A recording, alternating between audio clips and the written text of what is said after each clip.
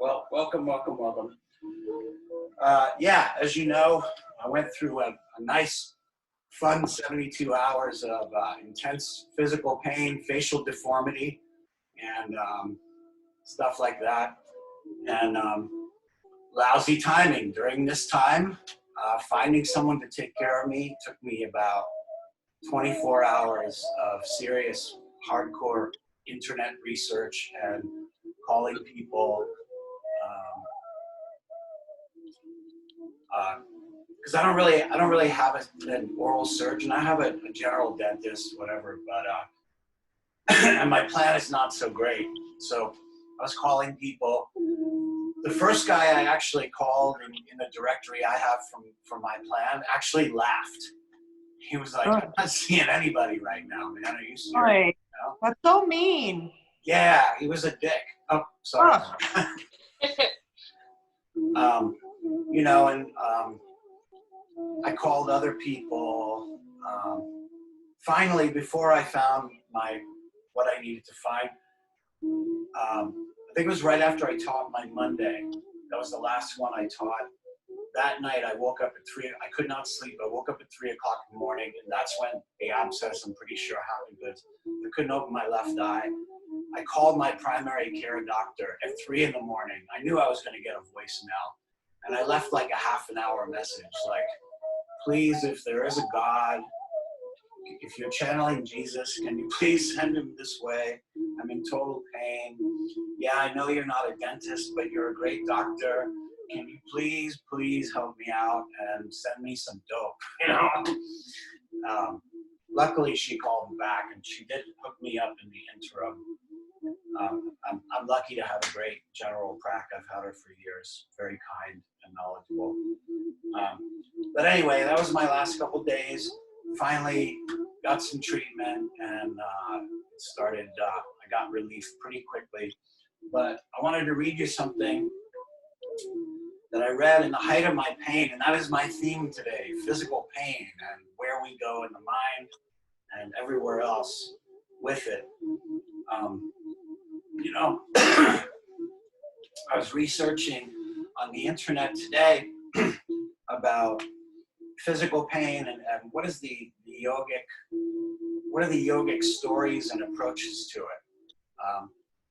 And I kept coming up with specific things, like restorative yoga would come up, things like that. I'm sorry, but there is no restorative yoga for a tooth that is killing you.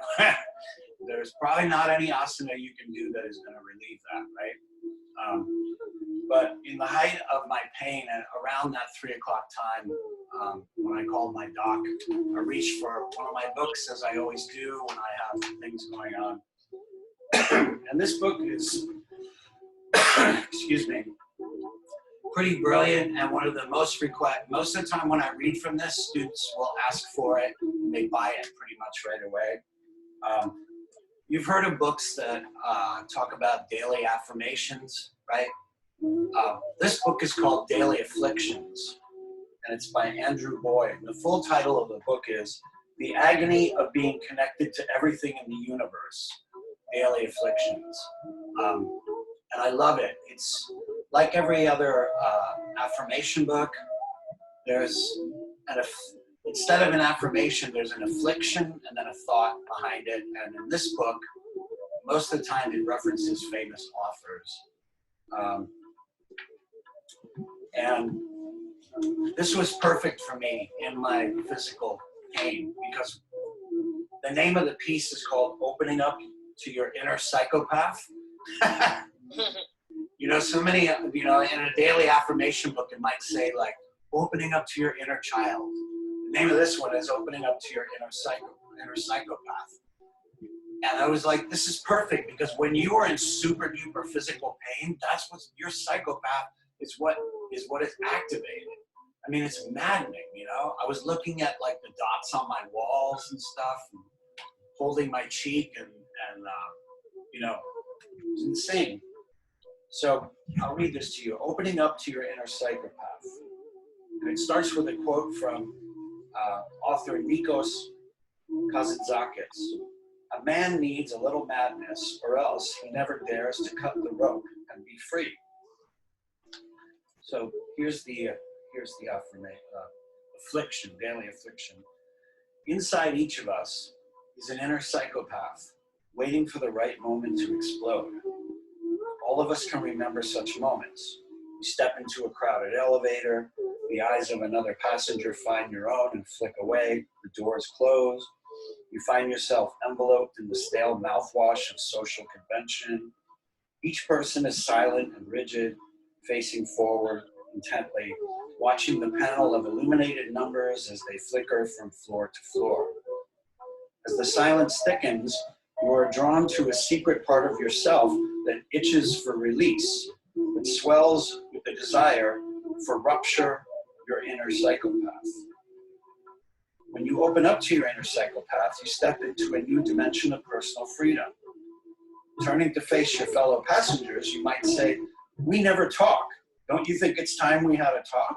I think it is. So listen up, you losers. Look at me and listen the fuck up. All right. Do you fucking get it or what? Can't you see what's happening here? Make some human fucking contact, for Christ's sake. You. Yeah, you. Say hello. Real nice. Now you. Nice and easy, buddy. No fast moves or it's sweet, bye-bye. That's good, real good. We're not fucking robots, you know. We're free, self-realizing social fucking organisms, okay? So let's start acting like it, goddammit. All right, I feel better, don't you?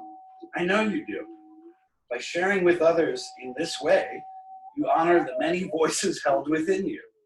By staying open to your inner psychopath, you keep the rest of your personality on its toes. And the daily affliction is, I'm not insane, but parts of me are. If you haven't already, sit up nice and tall, close your eyes.